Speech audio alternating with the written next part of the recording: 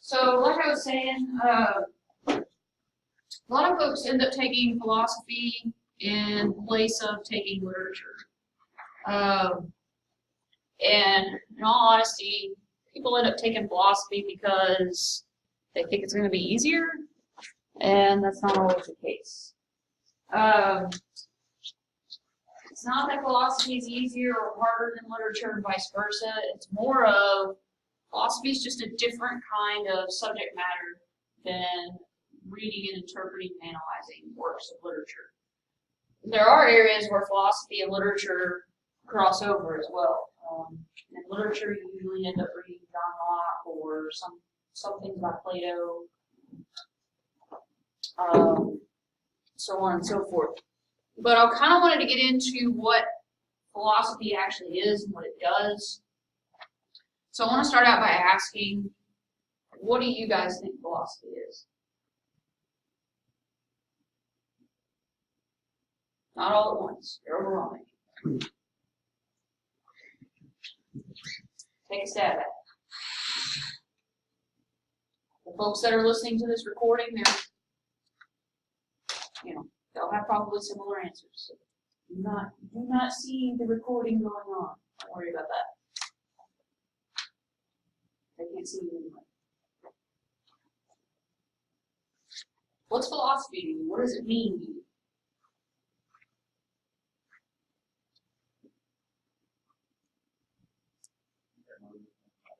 Never really thought about it. Okay? I never heard about this class in my life. Okay. That's fair enough. A lot of people don't. I had no idea what I was walking into when I took intro to philosophy in my undergrad. I took it at a community college when I was getting my associate's degree. And but I took it because I knew I was going to be a lit major, and I figured it would be a nice compliment. I needed another elective to get my degree. It was my last term, so I was like, yeah, sure, why not? What I didn't anticipate was how it would change my way of thinking and approaching ideas, problems, big questions of life. It was, in many respects, way more engaging than some of my literature classes had been. So I learned a lot about not just philosophy, but I learned a lot about myself in taking the course. So I want to start with the most basic definition of philosophy, if my clicker will work. And that is the love of wisdom. Rightly defined, philosophy is simply the love of wisdom. That was Marcus Cicero. And he states it that way because literally when you break down the term philosophy, it breaks down into philo and sophia. Philo meaning love and sophia meaning wisdom. And this is a bit different, if you think about it, than other areas such as biology, sociology. When you look at the root term ology, ology is the root term to study or the study of. So in biology, it's the study of life. Psychology is the study of the psyche or the mind. But philosophy, the love of wisdom, when you let that sink in, what comes to your mind when you think about that definition? The love of wisdom.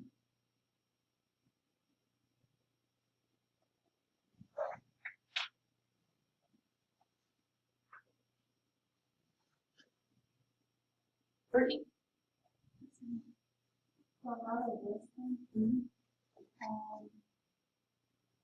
This wisdom that you're wise. So, loving to be wise. Loving to be wise? Why would we love to be wise? Because it means you're intelligent. Aha! So we equate wisdom with intelligence. I know a lot of dumb people that are educated. And I know a lot of smart people that are not educated. But I do like that you said that because I think it brings up a very good point. Wisdom can mean intelligence, but they are not always mutually exclusive. What else? Intelligence is a lot harder than just school, though. Yes. But wisdom, one of my favorite sayings is, knowledge is knowing, or intelligence is knowing tomato is a fruit. Right? I can know a tomato is a fruit. Wisdom is knowing not to put it in a fruit salad. Yeah. Right? Because would it be good in there with the grapes and the apples and the mandarin oranges? Probably not. Depends on how much you like tomatoes. Yeah, maybe if you really love tomatoes, sure. But more often than not, I can know a tomato is a fruit, but I'm probably not going to make the unwise decision of putting it in my fruit salad if I'm not that big of a fan of tomatoes. So yeah, there's kind of a different way to think about intelligence or knowledge versus wisdom. Intelligence or knowledge is the information and facts that you know and the experience that you learn by. But the wisdom is, what do you do with it? What meaning do you make out of it? How do you use it? And when we speak about the love of wisdom, we speak about the love of not just the search for truth and knowledge, but the search for what is best to do with it. What can we do with it? How can we, for instance, live a good life? Make the laws of the land that are really best for the majority of the people as possible. Right? So I always found it interesting, and it's one of my favorite ways to start out defining philosophy is how it literally breaks down to the love of wisdom. Oh, it would help if I put the on button on this. All right, so from your textbook, philosophy is not so much about coming up with the answers to fundamental questions as it is about the process of trying to find these answers using reasoning rather than accepting without question conventional views or traditional authority. All right, and you'll find this on, that's the Kindle locations, but you'll find this in your textbook in the introduction that you're assigned to read. So first thing I want to point out is this idea that philosophy is a process. It's something that you do. It's an activity. What does that mean?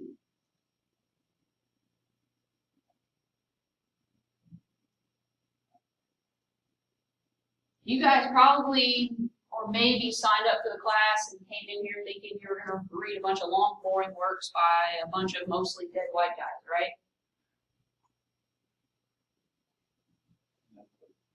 No, you're like, I didn't even know, I don't know.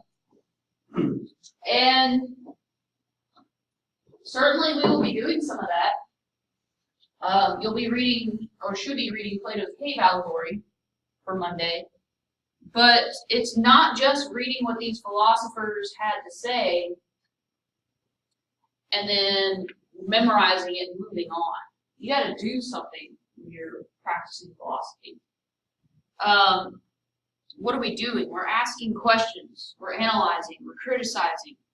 We're examining.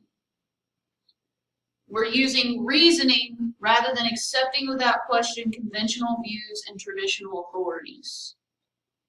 What does reasoning mean to you? Like analyzing yourself, like trying to make sense of it. So agreeing, analyzing, trying to make sense of it. Is it reasonable to always agree? No. So the practice of reason and agreement is you should only arrive at an agreement about something under what conditions?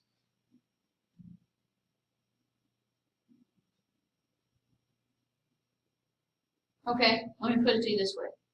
When your significant other, your spouse, your partner, boyfriend, girlfriend, says, I'm right and you're wrong, what kind of reasoning do they need to use to convince you that they are right? Why Okay, that's a fair answer. Or just the fact that they're going to piss off at you if you say they're wrong. Okay, so your logic would say, you know what? an argument here is probably not going to be worth it for you. Yeah.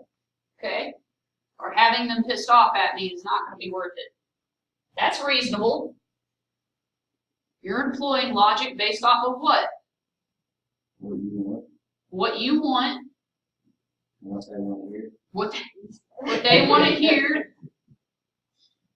and probably past experience. Yeah. Okay? Because like the last time I told her she was wrong, she didn't talk to me for a week. Okay.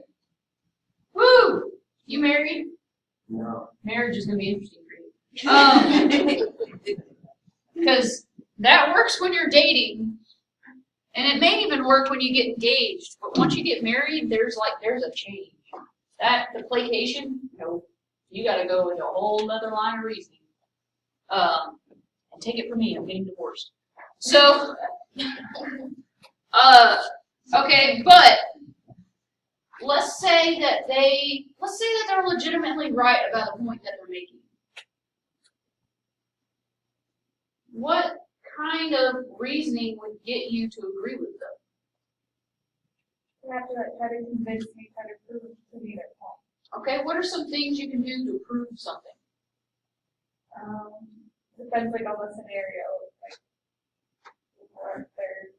Well, let's say the Internet. scenario is that you say tomato is a vegetable and they say tomato is a fruit, and they're right, tomato is a fruit. Google. Okay? So they go to Google. Is everything on Google true? No. No? Alright, so they come back with the first link from Google saying, look, it says it right there on Wikipedia. Tomato is a fruit. Ah! Wikipedia is not a credible source. Ah! Okay. So now what do they have to do? Now they have to find a different source. Okay? Find multiple sources. Find multiple sources and do what with those sources? Make sure they're credible. Make sure they're credible. Check who produced them. Make sure that there's not like an advocacy group, Tomato is Fruit Anonymous. And they're like back-paying sources or, funneling money to create this big conspiracy. Anybody meet me? Is there any flat earthers in here before I ask? What? Flat? Your tongue get all together. Oh, flat earthers? Oh, no. Like anybody in here believe that the world is flat? Big footstep on it. Okay, so there is actually a movement called Flat Earthers. And these are people, regardless of evidence to the contrary, that believe that the earth is flat. Right? So how do you also reason with folks who are unreasonable? You don't. You walk away. You walk away. Walk away. You say, forget it. Forget it. Okay. I bring that up because when we get into talking about Socrates, Socrates ran into the same problem. Socrates ended up challenging the conventional views and traditional authority of his time. And it's not that he was necessarily setting out to even do that, but simply by asking questions, he ended up, honestly, he ended up getting the death penalty and being put to death by hemlock poison. He was a very old man when it happened, but still, not the best way to go out. But here's what happens. So, and I'll probably repeat this story again in a future lecture. He lived in Athens, and a buddy of his goes to visit the Oracle of Delphi. So basically like a soothsayer or a card reader kind of person. And the Oracle of Delphi tells his buddy, the wisest man in Athens is Socrates.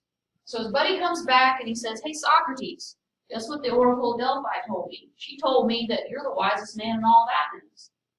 And Socrates stops and thinks for a minute and he says, there's no way. I can't read, I can't write. I don't really have a formal education. I mean, I served in the military for a little bit, but that's it.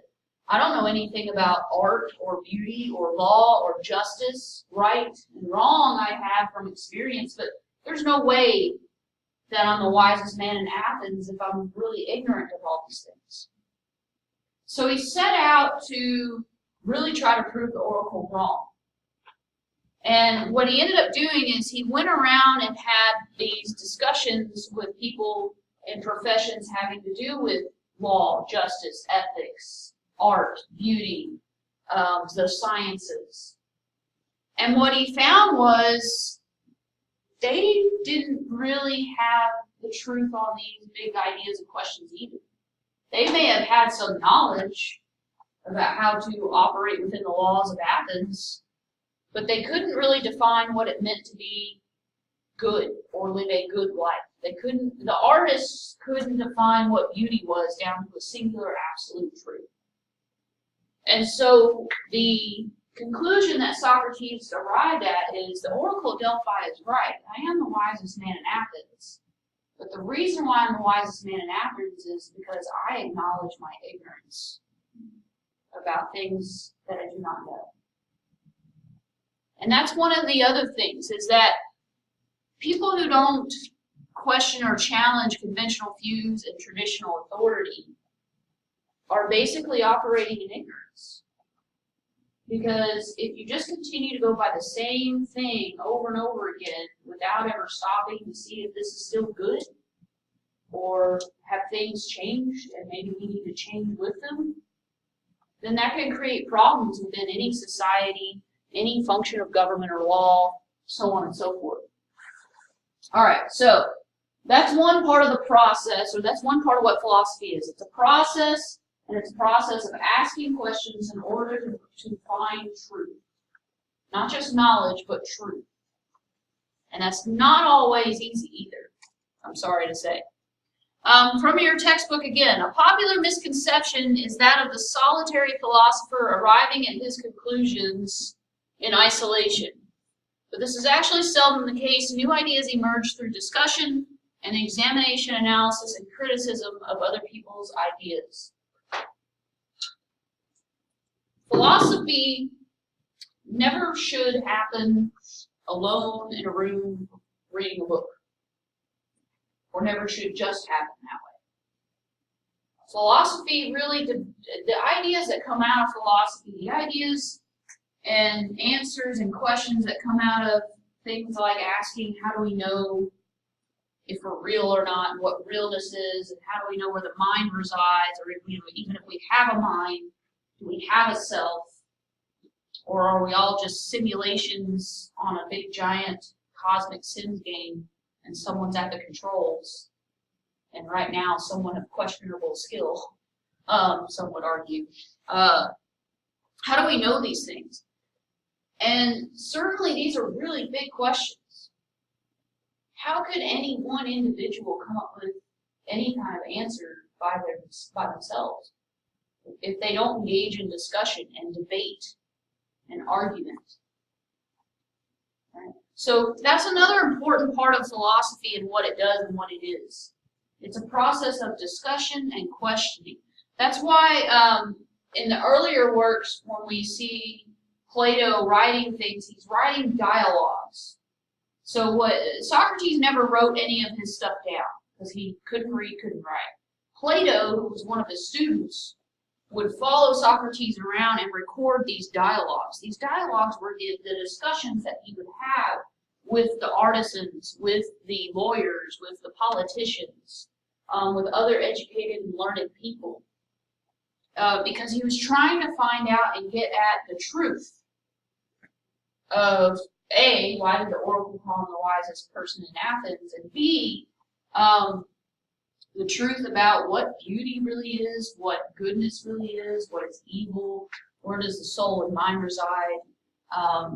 And again, what he found through a lot of these dialogues is a lot of these folks didn't really know that for certain either. But how do you even begin to get at that? How do you even begin to explore these things if you first don't consider the ideas, arguments, and experiences of other people as well? Plato once wrote, "Wonder is very much the affection of a philosopher, for there is no other beginning of philosophy than this." Wonder is very much the affection of the philosopher, for there is no other beginning of philosophy than this. What does that mean to you?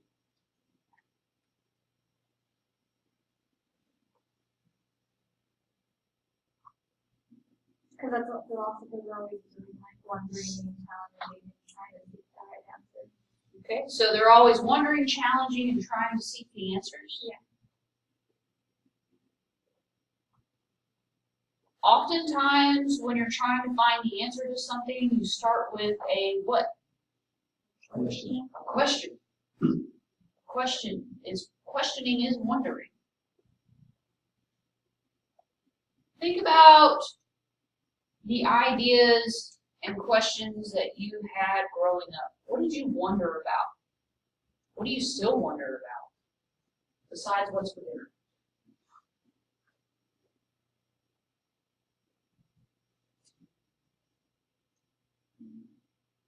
What are you wondering about right now? Besides when class is going? If I'm gonna make it through this class. If you're going to make it through this class, okay, why are you wondering that, if you don't mind expounding on it? Because I have no idea what this class is about. Like, I've never really heard of it, and just the understanding of it. Okay, we'll get there. What are you guys wondering about? What questions do you have about life? I want to know, like, how they thought of this stuff. Okay, how they thought of it? Yeah, like, if they didn't have, like, education like we do, like our education to be made, so, like, how did they just think of something? Okay. I think that's a fair question because, well, for starters, the ancient Greeks really started education. So, Plato founded it can't be considered the first place of education. Thales of Miletus, he founded really kind of the first school. But it was Plato who founded the academy, which, when we think of the term academics, we accredit Plato with that. Aristotle would later found his own school. Aristotle was a student of Plato. But that's really how education began, where you had a collection of people coming to a centralized place and sharing ideas. And really, that's how they came up with this stuff. They would think of something, and they would ask questions about it, and they would go to these symposiums, like a large lecture, and they would share these ideas and bounce them off of one another, and then they would ask questions about these ideas. Okay, well, you have this idea that numbers is the form and the ruler of all forms and things. Why does it have to be numbers? Why can't it be water? Well, numbers, because numbers is the ruler of all things, or of all forms and ideas. That's going to be one of the first things you read about. Well, because math explains much of the function or functions of how the world works. So, for instance,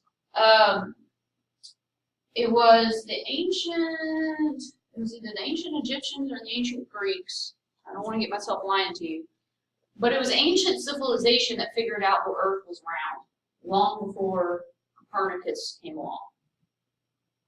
And they figured out within a pretty close approximation of the circumference of the earth. And they figured it out through mathematics. Once they figured out that shapes were not just two-dimensional, but that you could apply a curvature to them, if you took 3 points on a globe and you measured the distance between those points and you measured how the angles bend, then you could figure out, hey, this thing is round, and not only is it round, but here's its circumference. And so here's how big the earth is. And they figured that out before computers, before modern technology, before even telescopes were invented. Because somebody one day sat down and wondered, I wonder why I can't just see on forever. Like, if the earth is flat, why can't I just keep on seeing, why can't I see the ocean 1,000 miles away? So because somebody sat down one day, way back when, and wondered that, they came up with the answer to it. But it wasn't without a lot of questioning and thought and discussion and more wondering and questioning and thought and discussion. So that doesn't entirely answer your question. Really, that question is going to be answered over the course of the term, but you kind of see where it starts at the very least. There has to be a starting point to it. And the starting point is, as Plato wrote, that wonder is where philosophy begins. You have to wonder about something in order to find the truth about it. You just dropped the Oh, thank you. Earbud case. I got caught on the phone. That's the earbud phone. We'll put that back on later. All right, so as your textbook states, the philosopher who presents his ideas to the world is liable to be met with comments beginning yes, but, or what if, rather than wholehearted acceptance. In fact, philosophers have fiercely disagreed with one another about almost every aspect of philosophy. And in fact, it's almost the philosopher's duty to question the very ideas that he comes up with and to accept the examination of his or her ideas by others. So, first and foremost, there should always be a sense of concern if the first reaction to any idea thrown out there is wholehearted agreement. Why?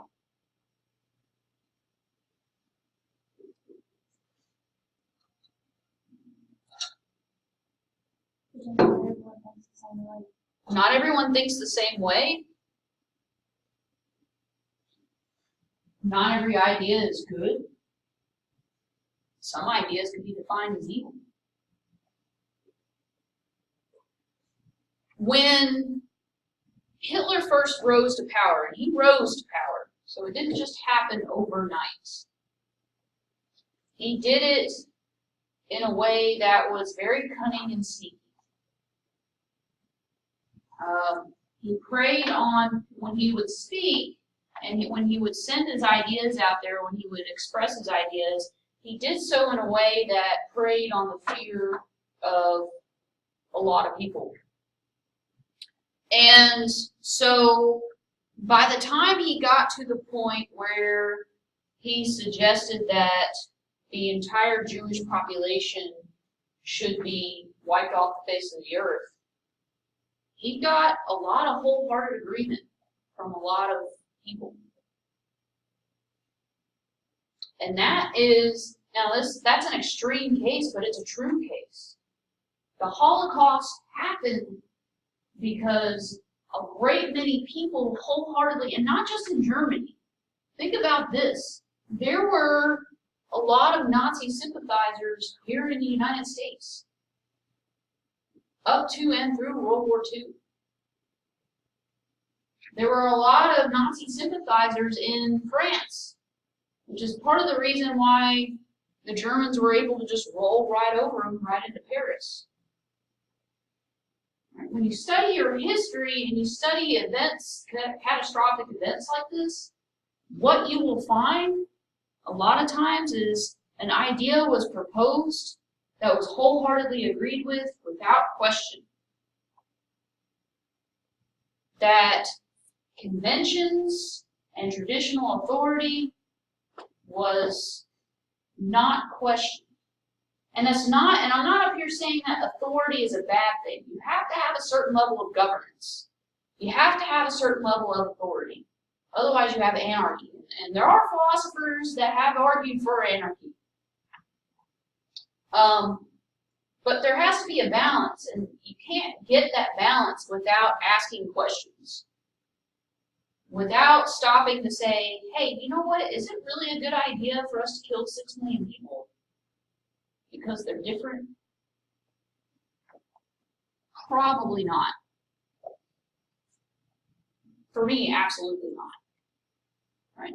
So that's the first thing. You know, as a philosopher, And honestly, for me, as a decent human being, you should be willing to have your ideas challenged, even if you're in a position of leadership and authority. In fact, to me, one of the things that makes a leader a good leader is they're willing to have their ideas challenged, because you don't know if there's not a better idea out there until you allow your own ideas to be questioned and challenged. So that's one thing.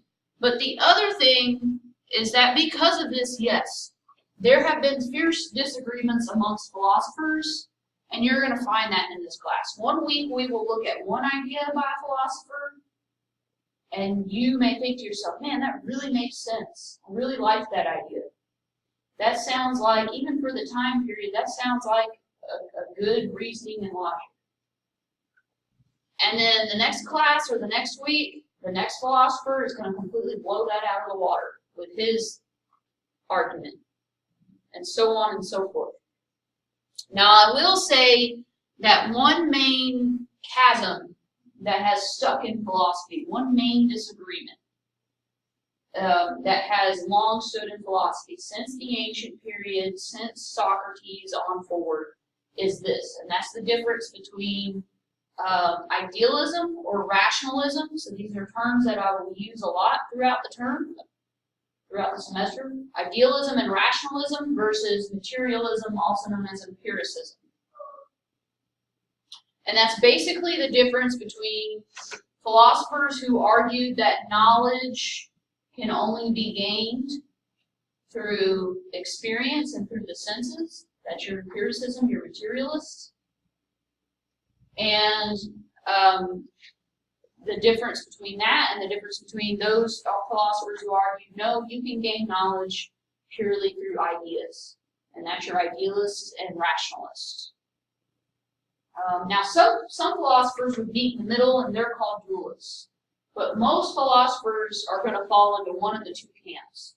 Your empiricist, rationalists, it has to be through sensory experiences that you learn things, and then you process those sensory experiences, you think about them, and then you get to true knowledge that way, versus actually you can have an idea and it be true and it be tested. So for example, an empiricist or a materialist would say the only way I can know that this is a table is if I examine it and experience it through my senses. So I touch it, I knock on it and see what sound it makes, I kick it, I could taste it if I want to, but I don't.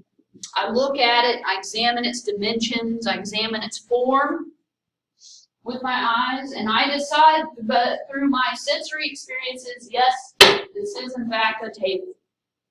And a materialist or an empiricist will say and argue that the only way I can know for sure that's a table is to experience it.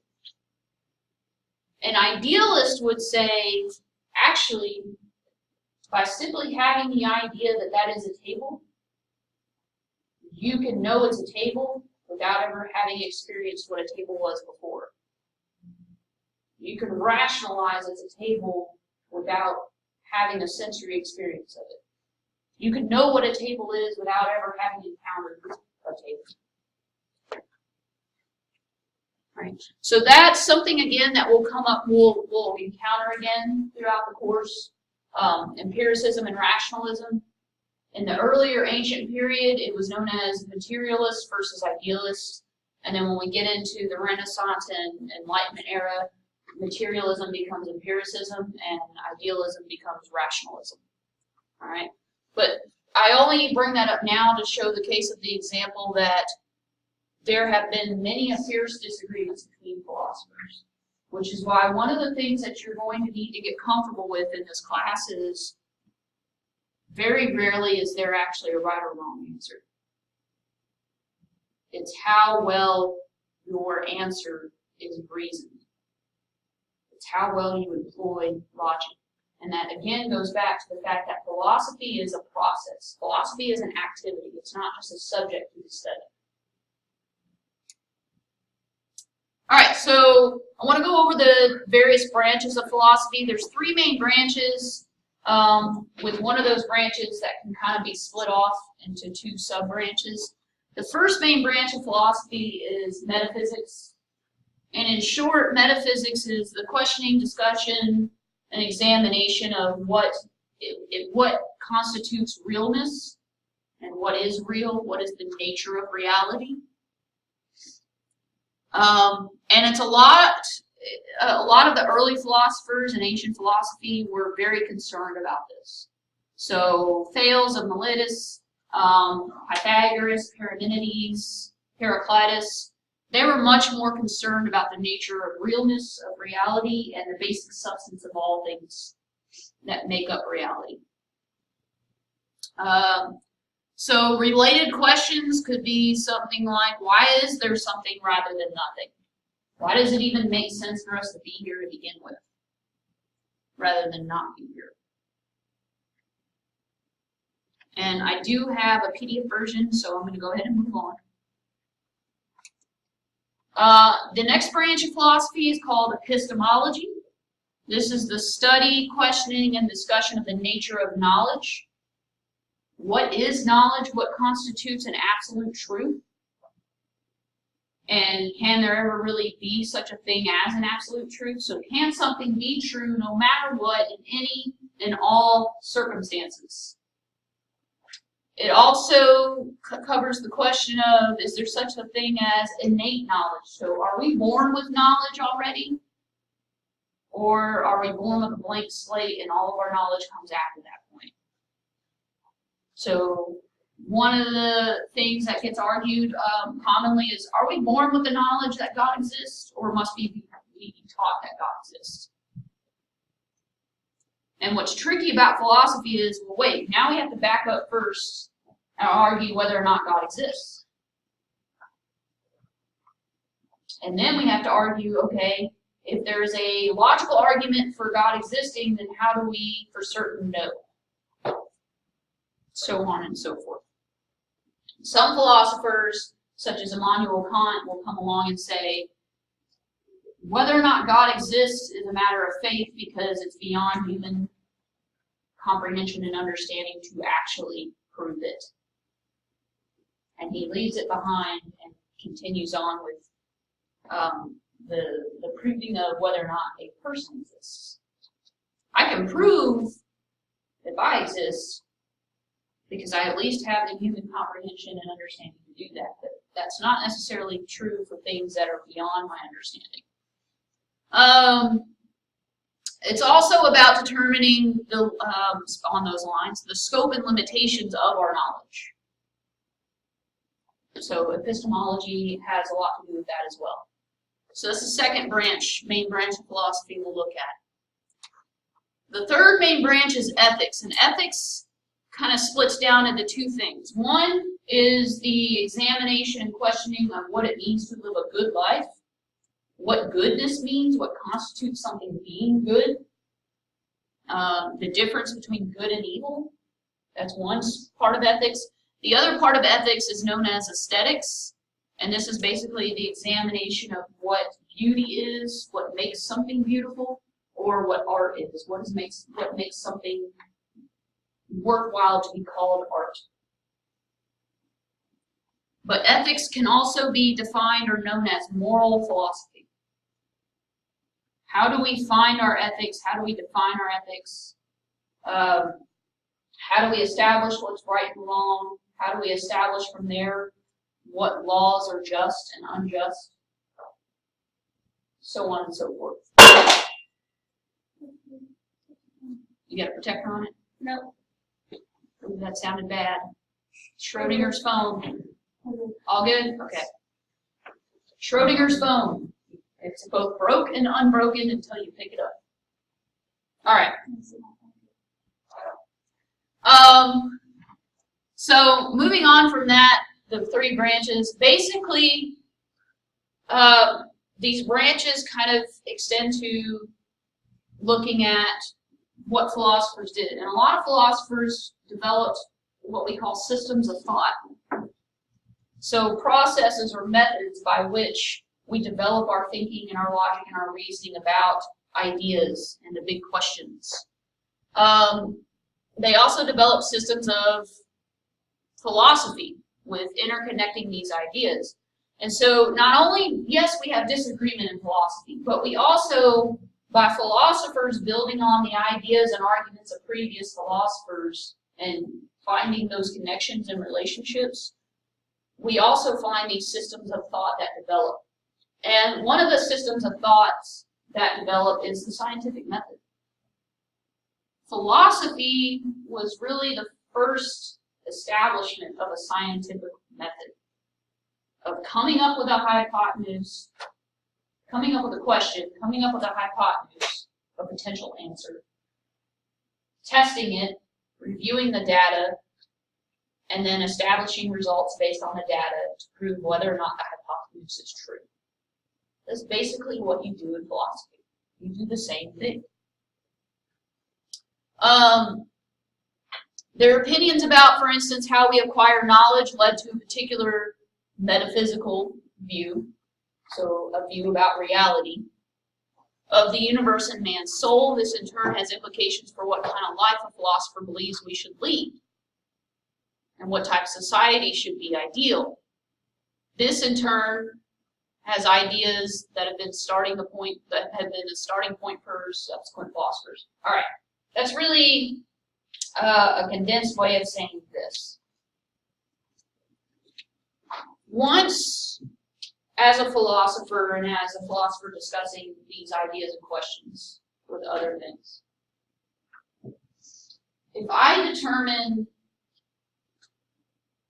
let's say I'm looking at the question of whether or not it is good or evil to kill someone. Right? We have laws against murdering people. But we also have laws that allow the killing of someone if it is in self-defense. So anyone who has a concealed carry permit or concealed carry license, you learn, or you're supposed to learn, in very detailed order when you are legally allowed to use your weapon in self-defense and when you're not. And you're expected, in order to keep your license, to operate within the bounds of those laws. But essentially, I want to look at and examine the question of when is it okay or when is it good to kill someone and when is it bad to kill someone. So I first have to establish, well, when does it become immoral? Is it when I'm creating undue suffering on someone? You can shoot somebody by kill. Shoot them in the leg and then quit attacking. That's true too. And within the concealed carry laws, there is the retreat law. So basically, if I have no other means of retreat, then and only then am I legally allowed to use my concealed carry weapon. Then that is the only point in which I am allowed legally and defendably to use lethal force. But the thing is when so the whole point I'm bringing up about this goes back to the systems of thought, is these laws that we establish and their specifics in them are based upon these systems of thought that were built upon going all the way back to the fact that I feel things as a person. I feel things like happiness and pain, and I have the right to pursue my life and my liberty, means that someone can't just come along and pop a cap in me without certain consequences befalling them, because it is wrong for them to do so without justifiable cause. And that's what it means to follow along a system of thought. And the way we got to that, the way we got to the point of establishing what we hope are meaningful and justifiable laws, first really began with philosophy. It began with the questioning of things like, what is life? What is existence? Do we have a soul? If we have a soul, what does it do? And the fact that I feel pain, that means others feel pain, so what makes things right or wrong? So on and so forth. That's my point by bringing that up as an example. Okay. So, in practice, philosophy is not just about ideas. It's a way of thinking. Again, it is a process. It's an activity. One of the common terms that gets thrown around nowadays is, well, my personal philosophy is You don't own or have a philosophy. You do philosophy. You do philosophy by asking questions, examining ideas, criticizing ideas. So, last slide, one of my favorite quotes by Socrates. Let him that would move the world first move himself. Let him that would move the world first move himself. To your mind, what does this mean?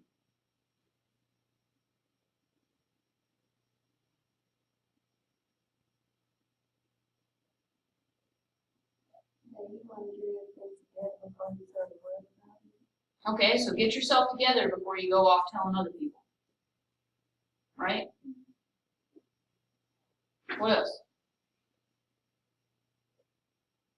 Other interpretations. Make sure you have your crap together before you get involved with other people. Okay, make sure you have your crap together before stepping into other people's crap. Or telling them to clean it up.